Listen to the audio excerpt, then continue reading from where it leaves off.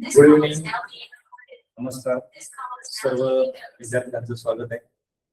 जिल्हा परिषद अहिल्यानगर मिशन आरंभ उपक्रमांतर्गत 7वी शिष्यवृत्ती परीक्षेसाठी बसलेल्या विद्यार्थ्यांच्या अभ्यास सुलभ करण्याकरता अभ्यास व्यवस्थित होण्याकरिता शिक्षण विभागानं सुरू केलेला हा एक उपक्रम आहे, ज्यामध्ये अहिल्यानगर जिल्ह्यातील अनेक विद्यार्थी सहभागी आहेत. बालमित्रांनो, आपण प्रत्यक्ष आजच्या तासिकेला सुरुवात करूया. काल आपण इंग्रजी या विषयाचा ऍक्टिव्ह व्हॉइस आणि पॅसिव्ह व्हॉइस हा घटक बघितला, आणि आज या परीक्षेसाठी अतिशय महत्वाचा असणारा घटक आपल्याला अभ्यासायचा आहे, आणि तो घटक आहे डायरेक्ट आहे. इंग्रजी व्याकरणामध्ये अगदी 12वी पर्यंत आणि त्याही पुढे अनेक स्पर्धा परीक्षांसाठी या घटकावर प्रश्न असतात. चला तर आपण सुरू करूया. सर्वांनी इंग्रजीची वही सोबत ठेवायची आहे, व्यवस्थित समजून घ्यायचे, आणि जर काही महत्वाचे कंटेंट आपल्याला स्क्रीनवर दिसले तर स्क्रीनशॉट काढून ठेवा, जेणेकरून तुम्हाला नंतर ते लिहून घेता येतील. चला सुरू करूया आपण. आजचा घटक आहे डायरेक्ट इनडायरेक्ट स्पीच. आता याचा मराठी अर्थ नेमका काय होतो थोडक्यात आपण समजून घेऊया. डायरेक्ट म्हणजे प्रत्यक्ष, आणि इनडायरेक्ट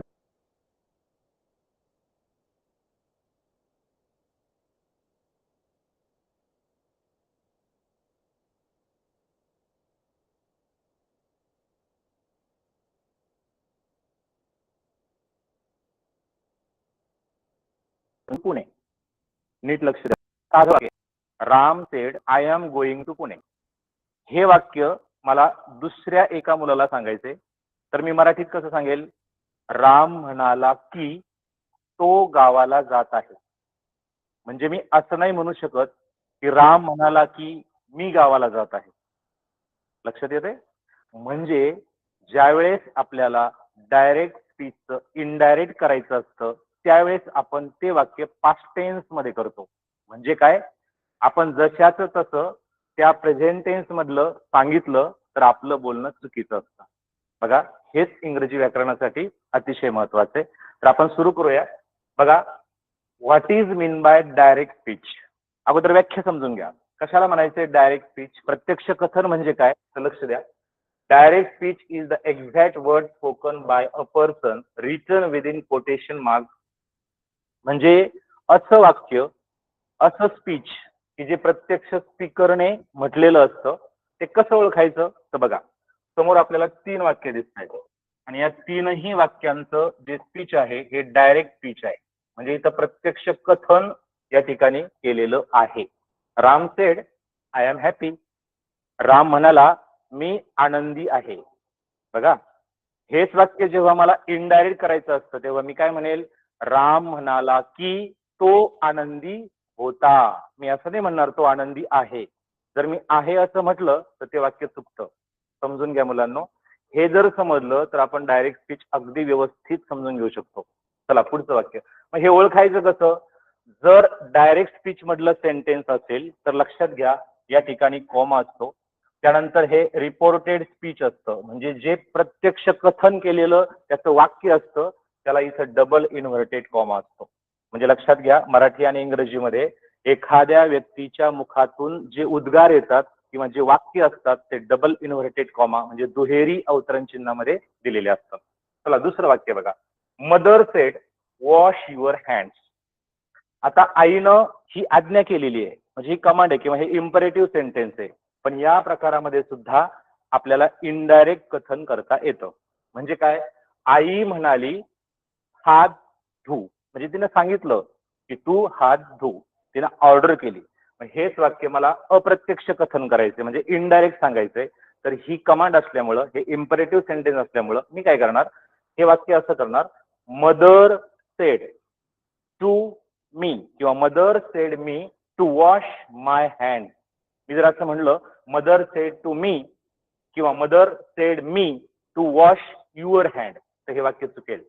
म्हणजे मला हे जे इथं तुम्हाला प्रोनाउन दिसतंय याचं सुद्धा थर्ड पर्सन करावं लागेल. त्यानंतर या ठिकाणी मला कंजंक्शन घ्यावं लागेल, उभयान्वयी अव्यय घ्यावा लागेल, तेव्हा ते अप्रत्यक्ष कथनामध्ये व्यवस्थितरित्या आपल्याला अचूक व्याकरणशास्त्रदृष्ट्या सांगता येणार आहे. तिसरं वाक्य आहे. The teacher sed work hard. हे सुद्धा एक उपदेश आहे. शिक्षकांनी सांगितलं, काय सांगितलं? शिक्षक म्हणाले कष्ट करा. मग हेच वाक्य जेव्हा मी इनडायरेक्ट करणार आहे किंवा अप्रत्यक्ष सांगणार आहे तेव्हा हे वाक्य कसं होईल? टीचर सेड मी किंवा टीचर सेड अस असं होईल. टीचर सेड मी किंवा आम्हाला म्हणाले असतील तर अस होईल. जर मला एकट्याला म्हणले असतील तर मी होईल. Teacher said us to work hard. म्हणजे ज्यावेळेस ऑर्डर असते, ज्यावेळेस इम्परेटिव्ह सेंटेन्स असतं, त्यावेळेस आपल्याला थोडासा वेगळा बदल करायचा असतो. पण मुलांनो, 7वी शिष्यवृत्तीसाठी मात्र फक्त स्टेटमेंट याच प्रकारावर तुम्हाला इनडायरेक्ट स्पीच आहे. त्यामुळं सगळ्यांनी आजच्या तासिकेमध्ये जे विधानार्थी वाक्य असतात, जे इम्परेटिव्ह सेंटेन्स असतात, त्याचं इनडायरेक्ट स्पीच कसं केलं जातं हे समजून घ्यायचंय. म्हणजे या परीक्षेसाठी तुम्हाला बाकीचे जे वाक्यांचे प्रकार आहेत, म्हणजे अफर्मेटिव्ह सेंटेन्स म्हणजे होकारार्थी वाक्य, स्टेटमेंट म्हणजे विधानार्थी वाक्य, त्यानंतर इम्परेटिव्ह सेंटेन्स आज्ञार्थी वाक्य, निगेटिव्ह सेंटेन्स नकारार्थी वाक्य, इंट्रोगेटिव्ह सेंटेन्स प्रश्नार्थक, त्याच्यामध्ये verbal question, WH question, exclamatory sentence, या प्रकारावर तुम्हाला प्रश्न नाही येत. 7वी शिष्यवृत्तीला फक्त स्टेटमेंट याच प्रकारावर प्रश्न आहेत. म्हणजे जे सरळ विधान असतं त्यावर प्रश्न आहेत. त्यामुळं हा घटक तुम्हाला यावर्षी पैकीचे पैकी मार्क देऊन जाणार आहे. फक्त शेवटपर्यंत सर्वांनी तासिका काळजीपूर्वक बघा. एकही प्रश्न तुमचा परीक्षेला चुकणार नाही. चला आपण पुढे जाऊया. आता आपण पाहूया इनडायरेक्ट स्पीच म्हणजे काय. जसं प्रत्यक्ष कथनामध्ये कोमा असतो, डबल इन्व्हर्टेड कोमा असतो, रिपोर्टेड स्पीच असतं आणि रिपोर्टेड व्हर्ब सुद्धा असतं. आता इथं काय असतं बघा, indirect speech report the speaker words without using the exact words. म्हणजे प्रत्यक्ष कथनामध्ये जे शब्द उच्चारलेले असतात, जे वाक्य उच्चारलेलं असतं, ते जशाच तसं न सांगता सांगणारा त्यामध्ये काहीतरी चेंज करतो. Without using exact word. जशाचे तसे सांगितलेले वाक्य मी नाही सांगू शकत. बघा उदाहरण सांगतो मी. गणेश म्हणाला, माझा अभ्यास पूर्ण झाला आहे. आता हे वाक्य त्याचा मित्र सरांना कसं सांगेल? गणेश म्हणाला की त्याचा अभ्यास पूर्ण झाला होता. बघा, म्हणजे हे वाक्य इनडायरेक्ट मध्ये जाताना मला पास्ट टेन्स मध्ये कन्वर्ट करावं लागतं. जसं मराठीत आहे तसंच इंग्रजीमध्ये असतं. हे सर्वांनी लक्षात घ्या. म्हणून जर आपल्याला आता आपण पूर्वीचे जे वाक्य बघितले त्याचं इनडायरेक्ट स्पीच इथे दिले बघा. Ram said that he was happy. मला प्रश्न असा येईल मुलांनो, identify correct indirect speech sentence from following option. प्रश्न नीट समजून घ्या. कसा प्रश्न येईल?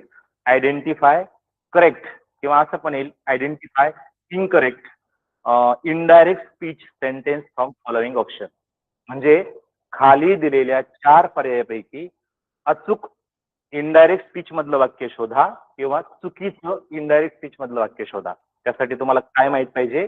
जर इनडायरेक्ट स्पीच असेल मुलांनो, तर इनडायरेक्ट स्पीचच्या सेंटेन्स मध्ये काय असतं हे आपण समजून घेऊया. इनडायरेक्ट स्पीच मध्ये असतं रिपोर्टेड व्हर्ब. म्हणजे ती जी व्यक्ती आहे ती त्या ठिकाणी जी बोलते आहे, सेड असेल तर सेड, त्यानंतर सेड टू असेल तर टोल्ड आपल्याला करावं लागतं. तर ते मी तुम्हाला पुढे सांगणार आहे. त्यानंतर काय असतं? कंजंक्शन असतं दॅट. म्हणजे जर मला इनडायरेक्ट स्पीच ओळखायचं असेल तर त्याच्यामध्ये दॅट असणं गरजेचं आहे. सगळ्याच ठिकाणी नाही. बघा, जर ऑर्डर असेल इम्परेटिव्ह असेल तर ते टू असतं. ते तुम्हाला ह्या वर्षीच्या अभ्यासक्रमात नाहीये. त्यामुळे आपण फक्त स्टेटमेंटची चर्चा करतोय. त्यानंतर काय असतं मुलांनो, सर्वात महत्वाचं असतं प्रोनाऊन. आणि प्रोनाऊन डायरेक्ट मध्ये जे असतं ते इनडायरेक्ट मध्ये थर्ड पर्सन होतं. ते कसे होतात, ते कोणते कोणते कशा प्रकारे बदलतात हे मी पुढे सांगणार आहे. लक्ष देऊन पाहिजे.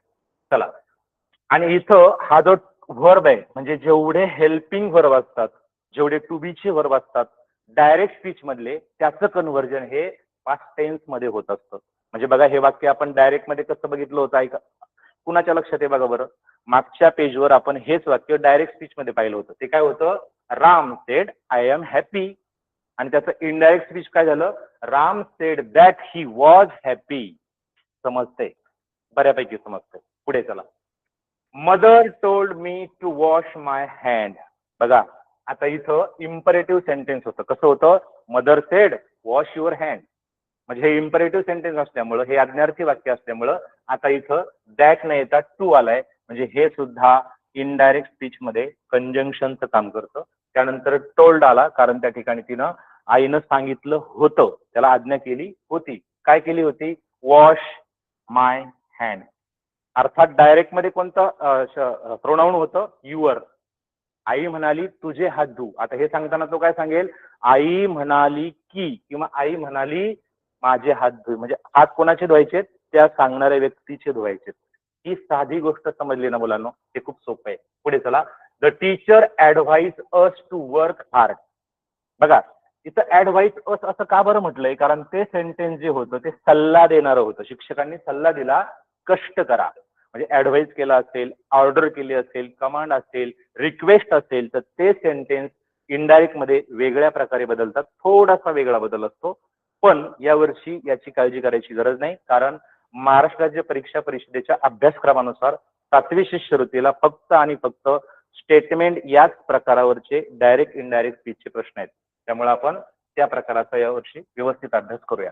चला, नरेशन किंवा डायरेक्ट स्पीच कसं ओळखायचं? कोमा असतो, डबल इन्व्हर्टेड कोमा असतो, त्यानंतर inverted comma, double inverted comma, reporting verb आणि रिपोर्टेड स्पीच. म्हणजे आपल्याला दोन्ही वाक्य कसे ओळखायचे, डायरेक्ट मधलं आणि इनडायरेक्ट मधलं, हे आता नक्की लक्षात आलं असेल. चला आता आपण पुढचा विचार करूया. इथं बघा, सगळ्यात महत्वाचं, जसं काल आपण ऍक्टिव्ह टू पॅसिव्ह याचं रूपांतर करण्याचे काही महत्वाचे नियम पाहिले, तसं इथं सुद्धा 5 गोष्टी आहेत. ह्या समजल्या तर कुठल्याही स्टेटमेंटचं तुम्ही डायरेक्ट इनडायरेक्ट करू शकता. कोणत्या 5 गोष्टी आहेत? आपण याच क्रमाने उदाहरणं सोडवणार आहोत.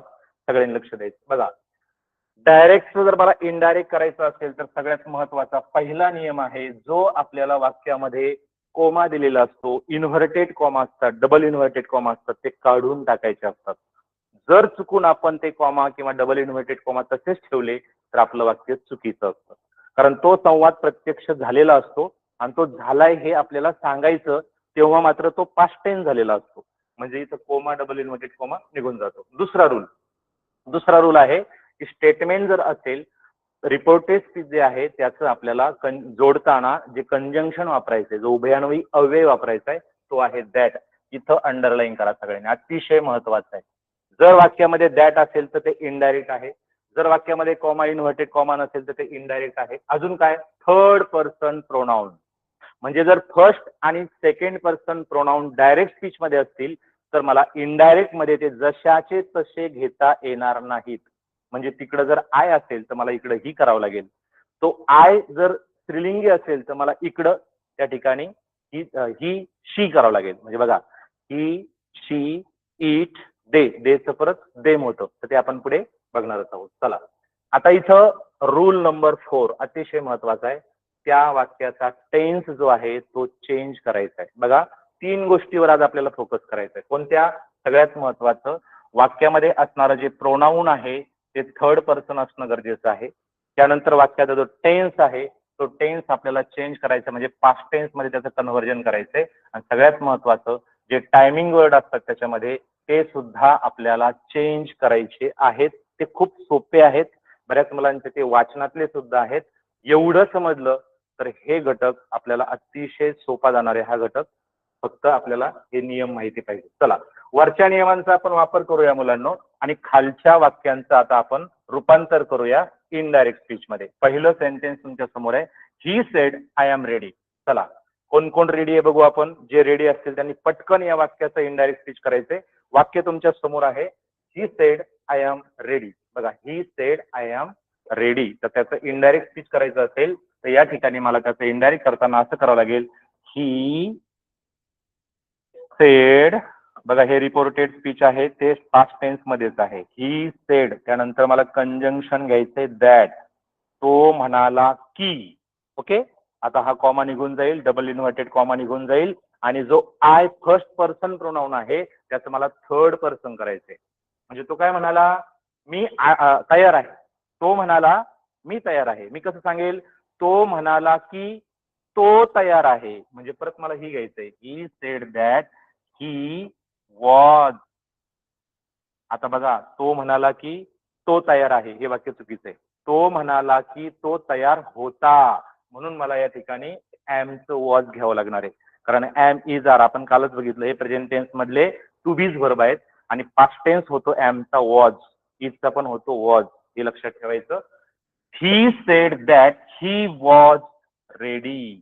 चला, हे वाक्य तुमच्या समोर इनडायरेक्ट स्पीच मध्ये तयार झालेलं आहे. पुढचं वाक्य तयार करायचंय. शी सेड दॅट. बघा याचं इनडायरेक्ट स्पीच कसं तयार होतं.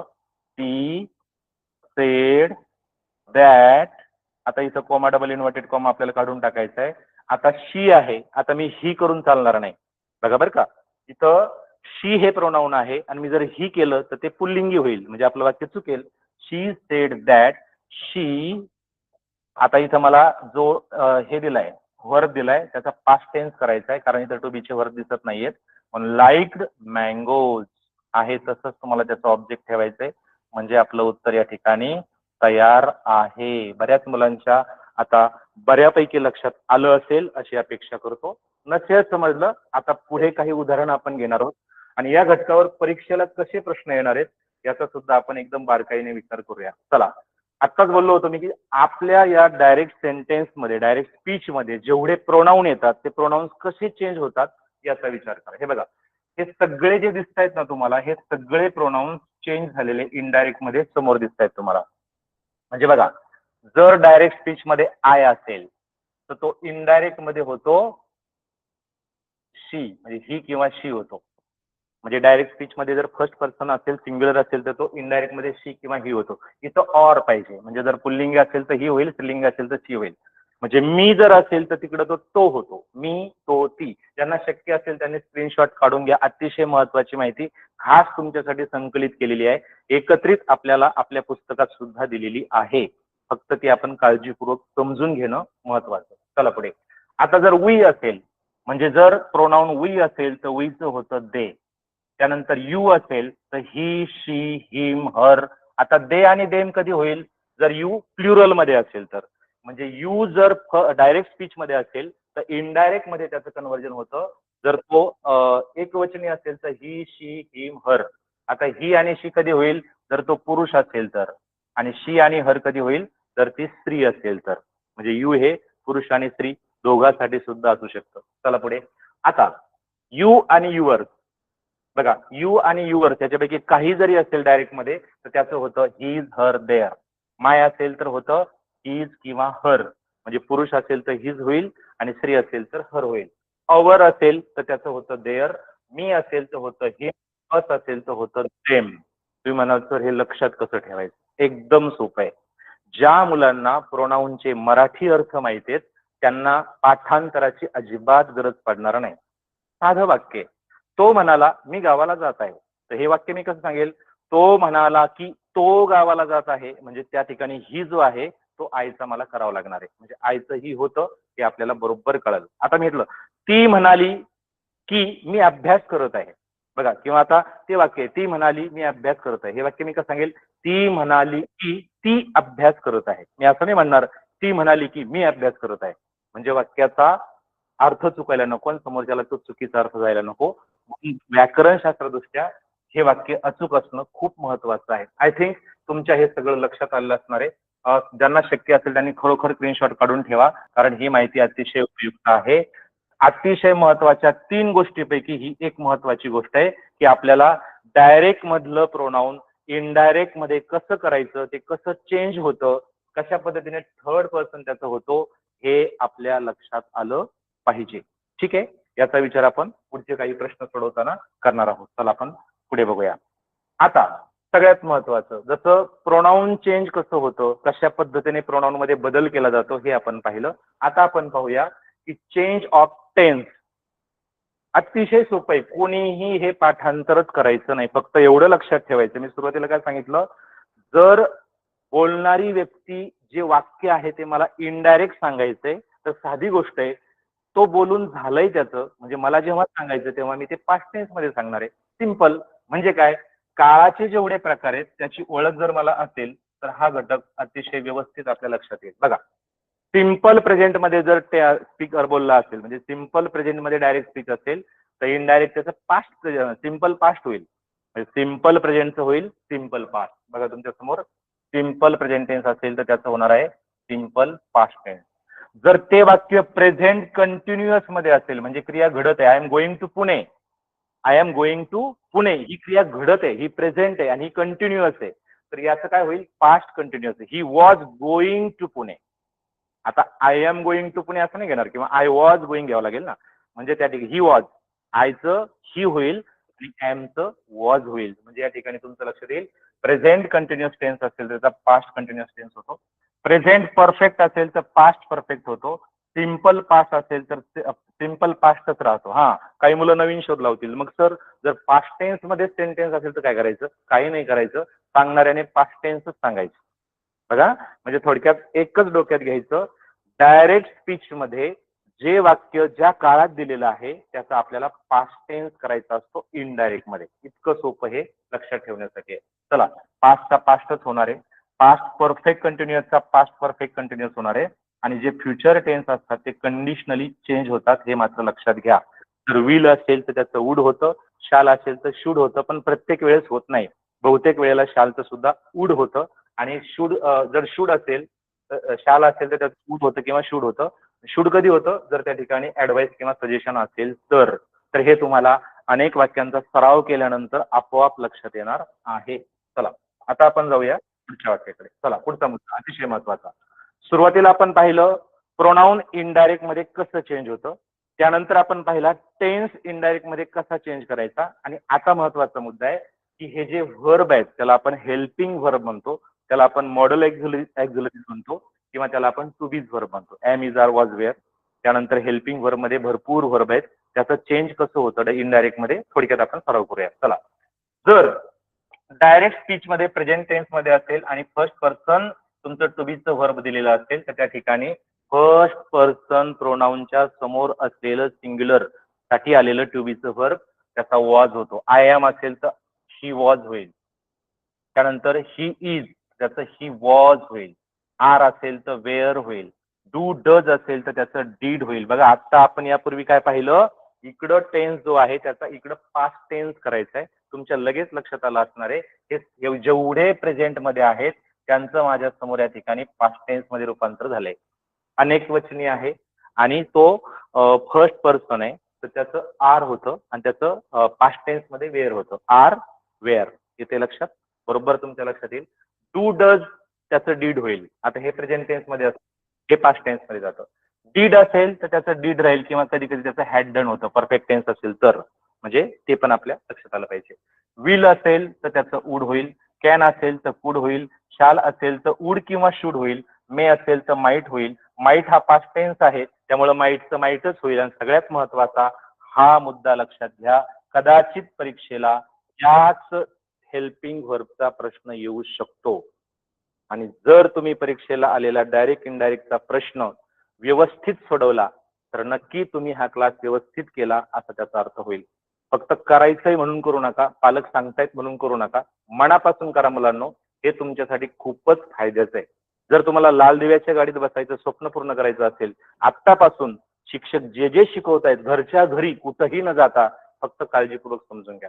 ठीक आहे. मस्ट हॅड टू सगळ्यात महत्वाचं. जर डायरेक्ट स्पीच मध्ये मस्ट असेल तर इनडायरेक्ट मध्ये त्याचं हॅड टू होतं.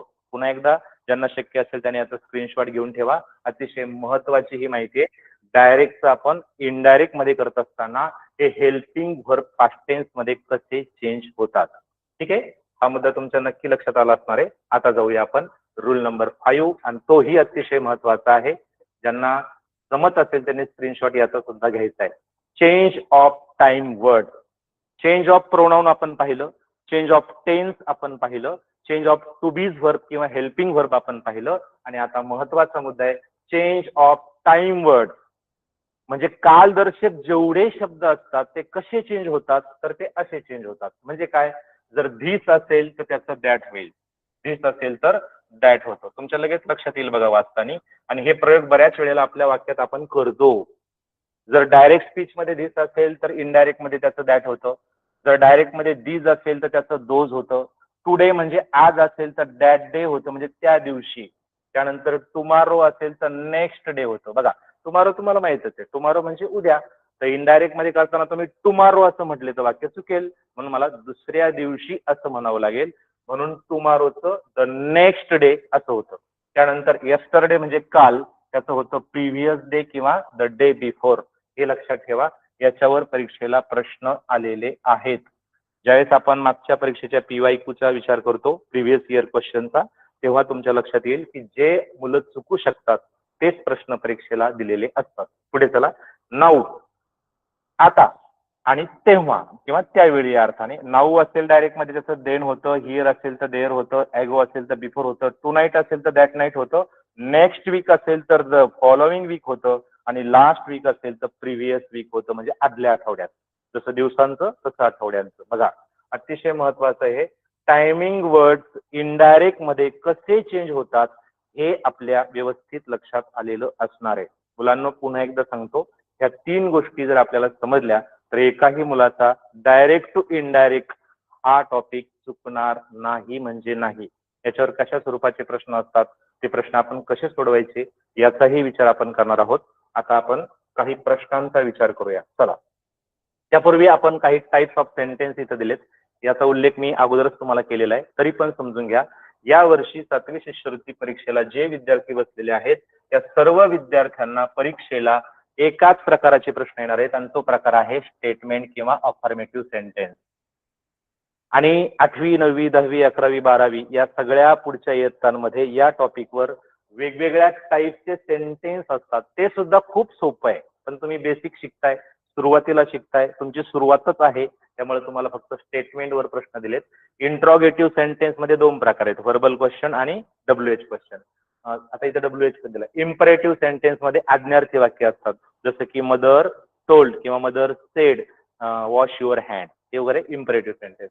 निगेटिव्ह सेंटेन्स किंवा निगेटिव्ह कमांड असेल, अफर्मेटिव्ह निगेटिव्ह म्हणजे होकारार्थी नकारार्थी. त्यानंतर एक्सक्लामेटरी सेंटेन्स म्हणजे उद्गारार्थी वाक्य. हे वाक्यांचे प्रकार आहेत आणि आपल्याला स्टेटमेंटवर किंवा सरळ जे विधान केलेलं असतं त्याच्या डायरेक्ट स्पीचचं इनडायरेक्ट कसं करायचं यावर यावर्षी प्रश्न येणार आहेत. म्हणून वाक्यांच्या प्रकाराची थोडीशी ओळख आपल्याला सांगितलेली आहे. मुलांना, तुम्ही ज्या पुस्तकातून अभ्यास करता ते पुस्तक तुमच्या समोर असेल तर तुमच्या लक्षात येईल की तुमच्या पुस्तकातले सगळे प्रश्न आज आपण सोडवण्यासाठी घेतलेत. ज्यांच्याकडे पुस्तक असेल पुस्तक ओपन करा, डायरेक्ट इनडायरेक्ट स्पीच हा टॉपिक ओपन करा, त्यामधले प्रश्न बघा, वेगवेगळ्या प्रकाशनाच्या पुस्तकातले प्रश्न आणि काही स्वतः तयार केलेले प्रश्न खास तुमच्यासाठी मी आज घेऊन आलोय. आणि हे सगळे प्रश्न जेव्हा तुम्ही सोडवणार आहात, मला पूर्ण खात्री आहे की शेवटच्या तासिकेच्या शेवटच्या सेकंदाला सगळे मुलं म्हणतील की नक्कीच आम्ही याचा जास्त सराव करू आणि परीक्षेत एकही प्रश्न आमचा यावरचा चुकणार नाही. अट एकच आहे, नियम समजून घ्या, त्याचा सराव करा आणि काही शंका असेल तर जरूर शिक्षकांचं मार्गदर्शन घ्या. बरोबर तुम्हाला हा प्रश्न सोडवता येणार आहे. चला, पहिला प्रश्न आहे तुमच्या समोर. Question for practice instruction. Choose the correct indirect speech of given sentence. मुलांना, कुठलाही प्रश्न सोडवताना सगळ्यात महत्वाचं स्पर्धा परीक्षेमध्ये असतं की प्रश्न नीट वाचायचा. काय विचारलंय? करेक्ट म्हटलंय, इनकरेक्ट नाही म्हटलं.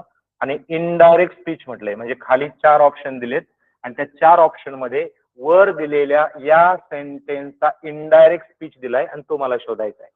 बरेचसे मुलं आता उत्तर तयार करतायत. बघा, तुमचं उत्तर तयार झालं असेल, तुमचं उत्तर तुम्ही चेक करायचं. वाक्य वाचूया आपण. बेहरमन सेड टू सुई, I will not pause as a model for you.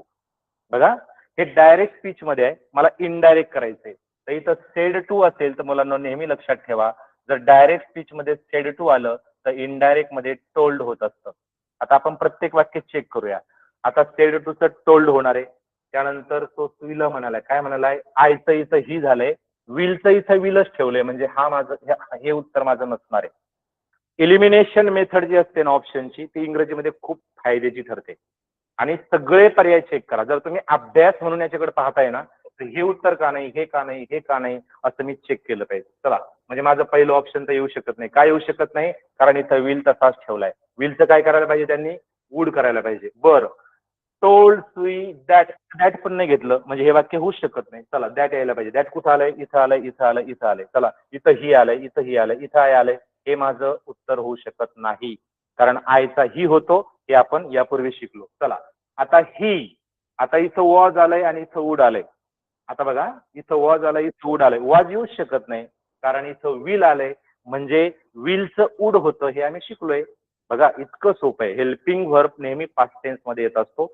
जो डायरेक्ट मध्ये हेल्पिंग व्हर्ब दिलाय तो इनडायरेक्ट मध्ये पास्ट टेन्स होत असतो. आपलं उत्तर तयार आहे, ऑप्शन नंबर 3. ज्यांचं आलं असेल त्यांचं अभिनंदन, त्यांचं लक्ष आहे, ते व्यवस्थित समजून घेत आहेत. नसेल समजलं, पुढचे उदाहरण आपण पाहूया. बघा मला पुढचं वाचण्याची गरजच नाही. बघा इथं बरोबर इथं काय वाक्य होतं, इथं हर आलाय. हर का आला? कारण ही व्यक्ती जी आहे ना ती स्त्रीलिंगी आहे. हे आपल्याला पुढचं बघण्याची गरजच नाही पडली. आपण इथपर्यंत वाचलं आणि उत्तर काढलं. इलिमिनेशन मेथड ही बेस्ट मेथड आहे अशा प्रकारच्या उत्तरासाठी. पुढे जाऊ आपण. अशाच प्रकारचा प्रश्न आहे. आपल्याच पुस्तकातला प्रश्न आहे बघा. Manali said to Nina. आता दोन्ही सुद्धा स्त्रियाच आहेत बरं का. अगोदर पहिली गोष्ट चेक करा की मेल आहे का फिमेल बोलणारा.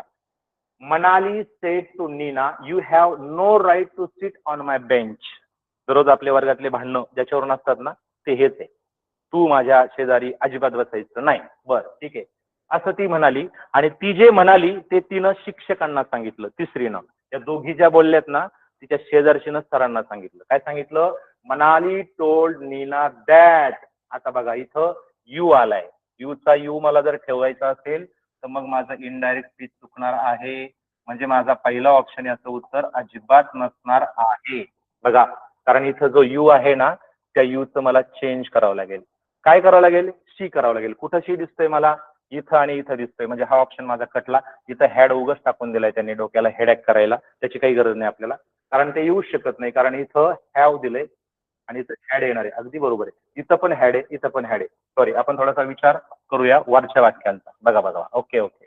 Manali said to Nina, you had no right to sit on my bench. म्हणजे याचं उत्तर काय येणार बघा.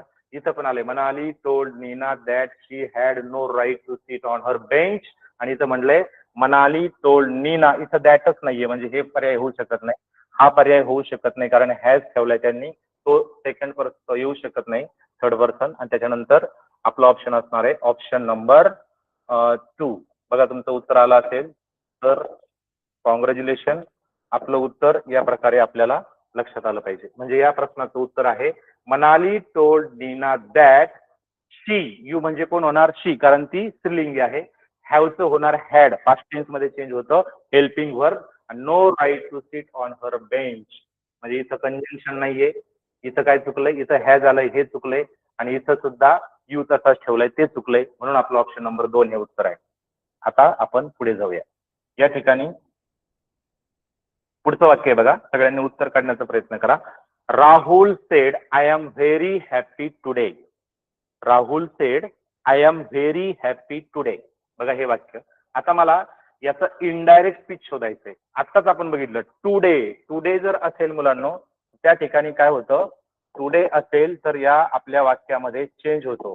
टुडेचं होतं दॅट डे आणि दॅट डे असेल तर त्या ठिकाणी आपल्याला एकच ऑप्शन दिसतोय आणि तो आहे ऑप्शन नंबर 3. Option number 3.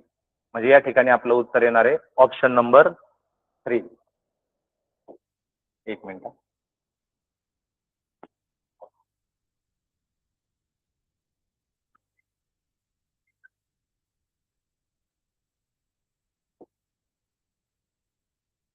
एकच मिनिट. थोडीशी टेक्निकल अडचण येते.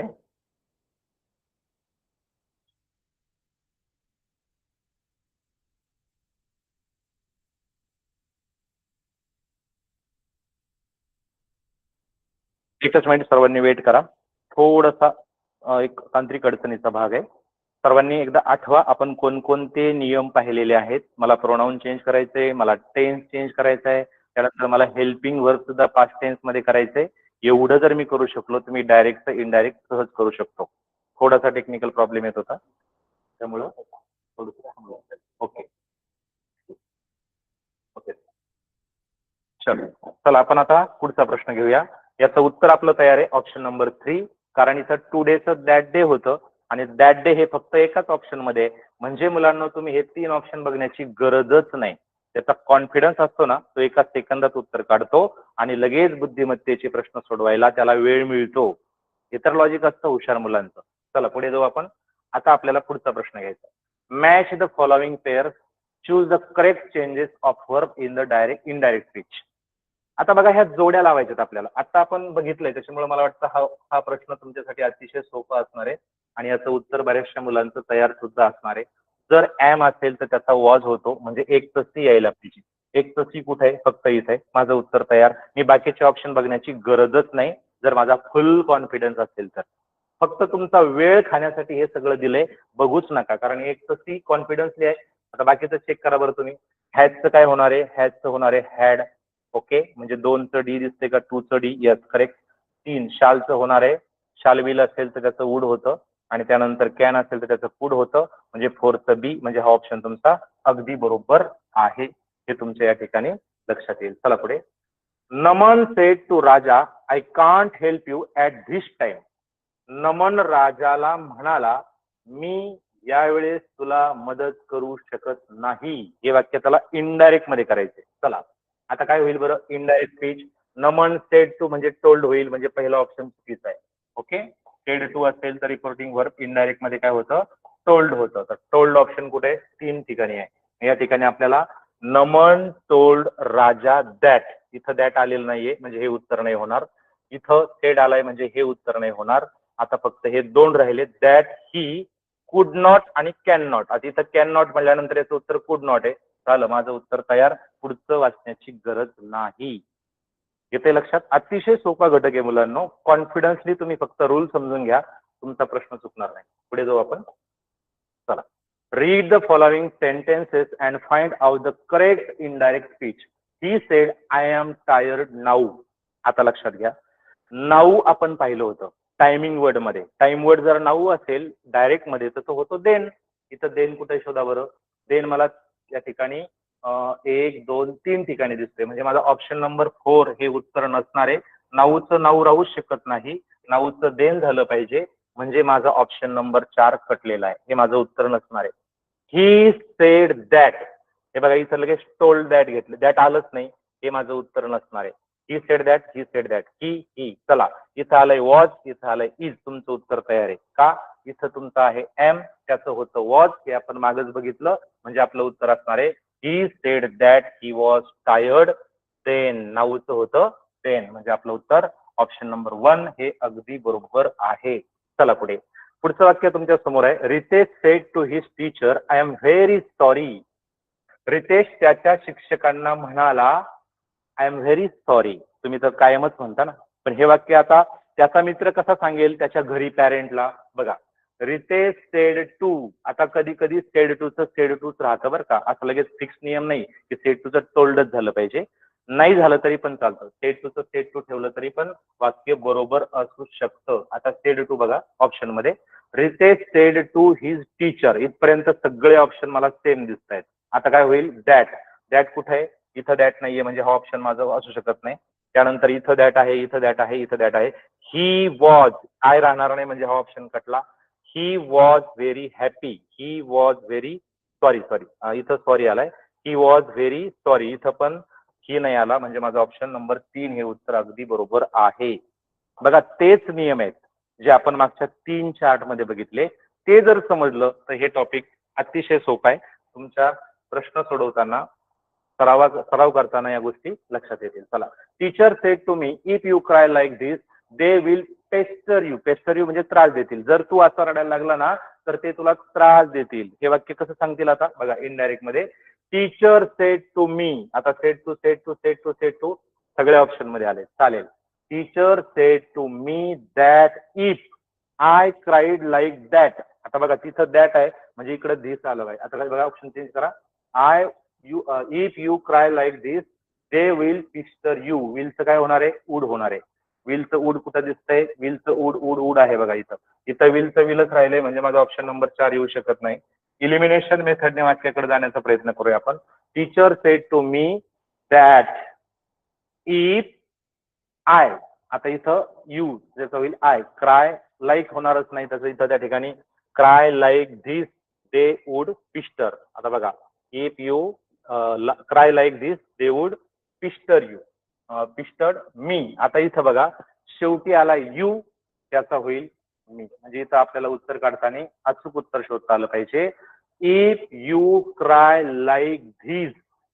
जर तू असंच रडू लागला तर ते तुला त्रास देतील. They would pester you. म्हणजे आपलं उत्तर येणार आहे option number 3. Teacher said to me that if I. यूचं काय होईल? I cry like this they would pester you. अशा प्रकारे आपलं या प्रश्नाचं उत्तर तयार. पुढे चला. लक्षात ठेवायचं आहे, अतिशय सोपा मंत्र आहे. जर मला डायरेक्ट स्पीच मध्ये दिलं असेल, इन्व्हर्टेड कॉमा तो मला काढून टाकायचा आहे. त्यानंतर रिपोर्टेड वर्ब जो असतो तो मला पास्ट टेन्स मध्ये करायचा आहे. त्यानंतर टू बीचे वर्ब किंवा हेल्पिंग वर्ब असतील तर ते मला पास्ट टेन्स मध्ये करायचे. त्यानंतर कंजंक्शन म्हणून मला दॅट घ्यायचं आहे. इफ किंवा वेदर किंवा टू हे बाकीच्या वाक्यप्रकारामध्ये असतं. यावर्षी आपल्याला स्टेटमेंटचा विचार करायचा, त्यामुळे दॅट हे आपल्याला असलं पाहिजे. आणि प्रोनाऊन बदलायचंय, टेन्स बदलायचं आणि टायमिंग वर्ड बदलायचा आहे. या 3 गोष्टी मात्र मुलांना लक्षातच ठेवायच्या. प्रोनाऊन कसं चेंज होतं, टेन्स कसा चेंज होतो आणि टाइम वर्ड कसा चेंज होतो, हे जर समजलं तर तुम्ही त्याचं उत्तर अगदी अचूक काढू शकता. पुढे जाऊ आपण. चला, क्वेश्चन टाईप झालाय आपला. आता आपल्याला पुढे बघायचंय कशा प्रकारचे प्रश्न परीक्षेला येऊ शकतात. Direct to indirect speech. Ram said I am hungry. आता हे वाक्य तुम्ही स्वतः बनवून बघा. तुमच्या सरावासाठी हे प्रश्न आवर्जून दिलेले आहेत. बघा वाक्य काय आहे. Ram said I am hungry. आता आपल्या नियमानुसार काय होईल, हे वाक्य जर मला इनडायरेक्ट करायचं असेल तर पहिली गोष्ट मला ते वाक्य लिहिताना रिपोर्टिंग जे व्हर्ब आहे आपलं ते लिहायचंय. Ram said that. इथं कंजंक्शन घ्यायचंय. आयचं होतं ही, एमचं होतं वॉज आणि हंग्री. हेच उत्तर तुमचं आलेलं असणार आहे. ज्यांचं आलेलं आहे त्यांचं कॉंग्रॅच्युलेशन. हा घटक तुमच्या लक्षात आलेला आहे. चला पुढे चेंज करा. Change into direct speech. आता मात्र प्रश्न उलटा आलाय. इनडायरेक्टचा एवढा अभ्यास झालाय की आपण डायरेक्टच विसरलो आणि डायरेक्ट इनडायरेक्टच शिकलो. त्यामुळं थोडासा विचार करा. हा प्रश्न थोडासा वेगळा आहे. She said that she was happy. बघा दॅट आलंय आणि इथं पास्ट टेन्स आलाय हेल्पिंग वर्बचा, म्हणजे हे इनडायरेक्ट स्पीच मधलं वाक्य आहे. तर हे जर मला डायरेक्ट स्पीच मध्ये करायचं असेल तर याचं वाक्य होईल शी सेड. आता बघा शी सेड, आता ही शी आहे म्हणजे आता याचा आपल्याला डायरेक्ट स्पीच मध्ये करताना कॉमा द्यायचा आहे, डबल इन्व्हर्टेड कॉमा द्यायचा आहे. He I am am. इथं प्रेझेंट टेन्स मधलं सिंग्युलर मधलं टू बीचं वर्ब येतं आय एम हॅपी. बघा म्हणजे तुम्ही इनडायरेक्ट सुद्धा डायरेक्ट स्पीच करू शकता.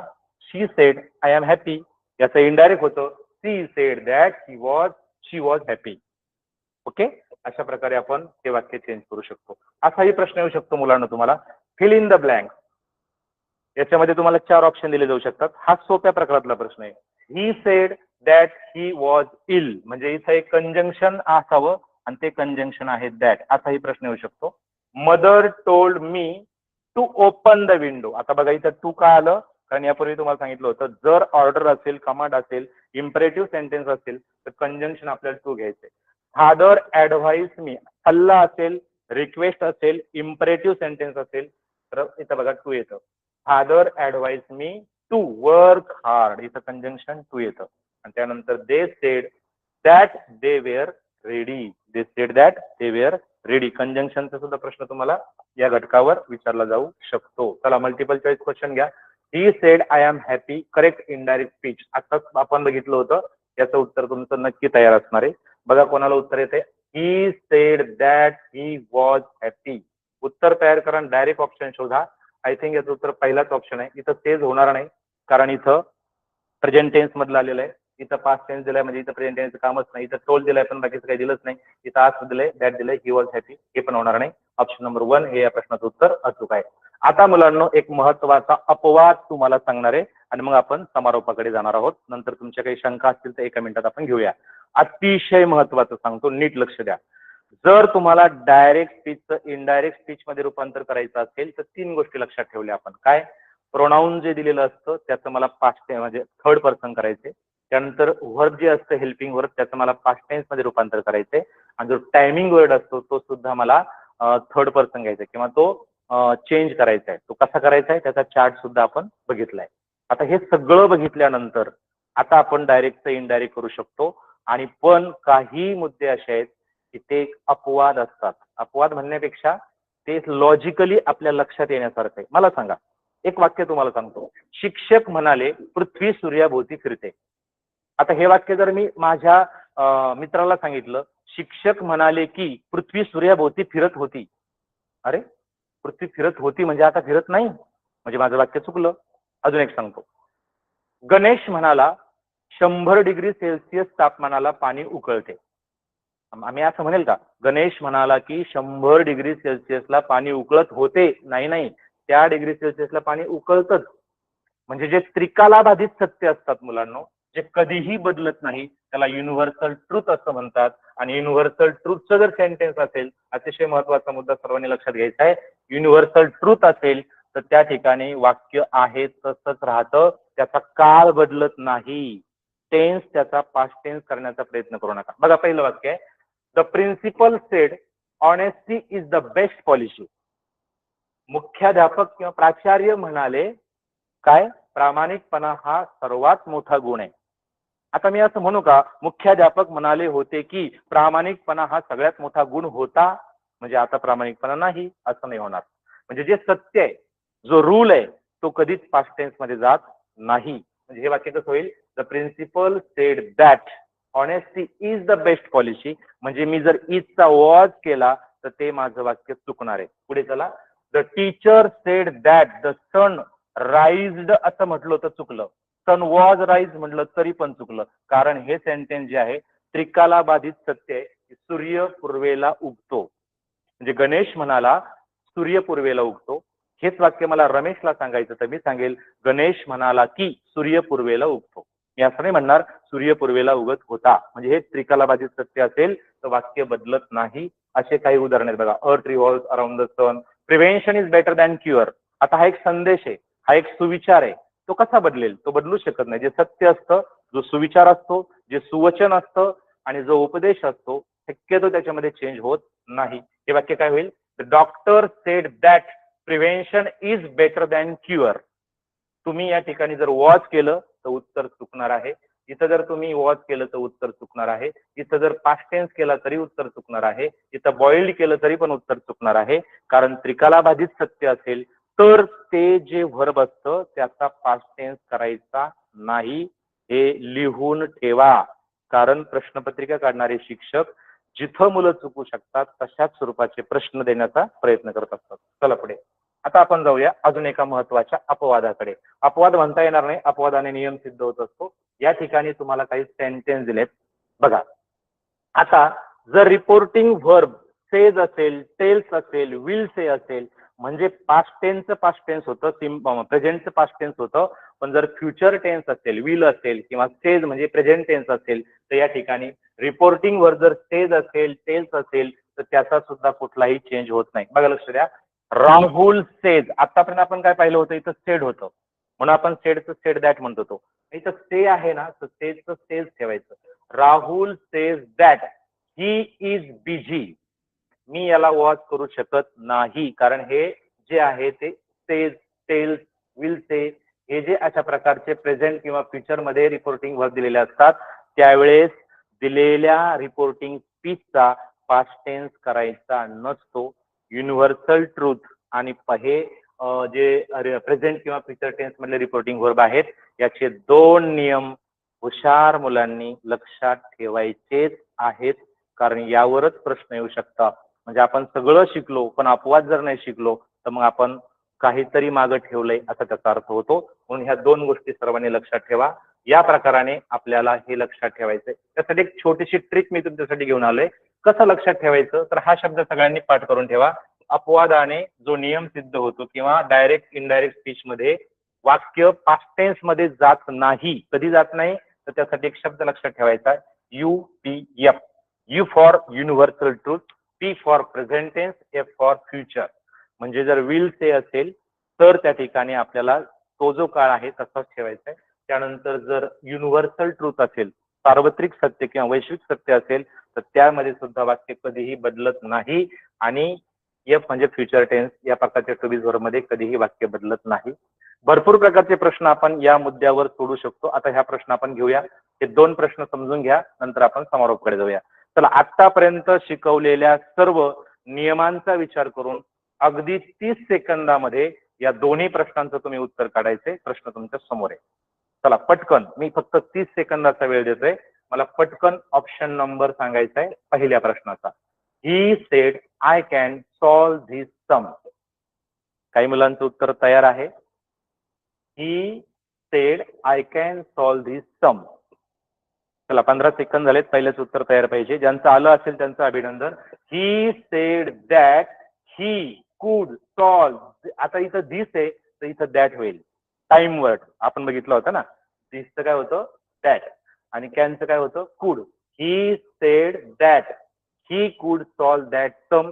ज्यांचं ऑप्शन नंबर 3 उत्तर आलेलं आहे त्यांना हा घटक चांगल्यापैकी समजलाय.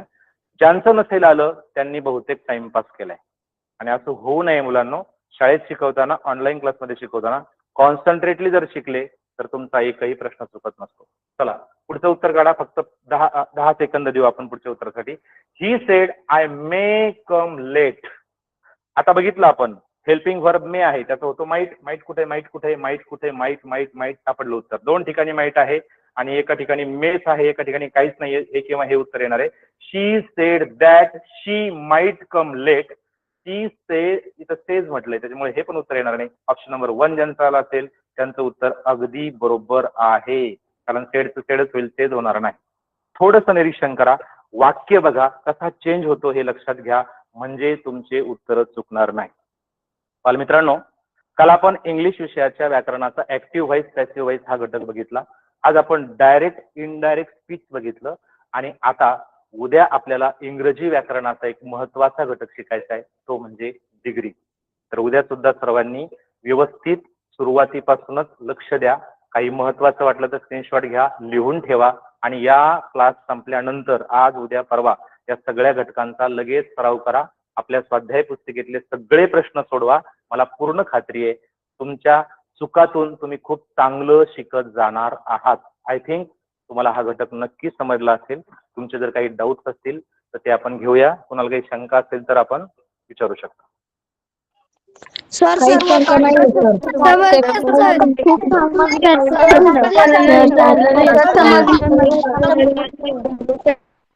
नाही. ओके धन्यवाद सर्वांचं अभिनंदन.